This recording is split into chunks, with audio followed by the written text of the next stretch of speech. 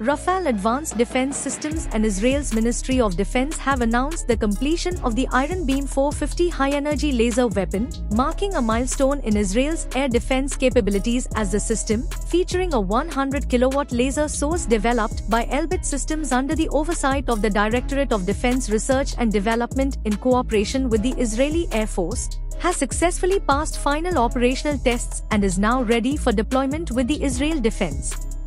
In recent trials at a dedicated facility in southern Israel, Iron Beam demonstrated its ability to intercept a wide range of aerial threats including rockets, mortars, unmanned aerial vehicles, and even aircraft, with officials describing the exercises as validating a complete operational configuration and paving the way for its full-scale integration into national defense.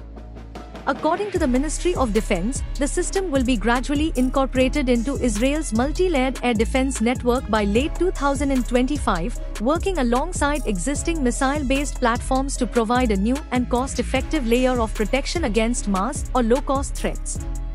Unlike traditional interceptor missiles that cost tens of thousands of dollars per launch, Iron Beam operates on electricity alone, delivering a dramatic economic advantage, particularly in scenarios involving swarms of drones or prolonged rocket fire where sustainability and affordability are critical.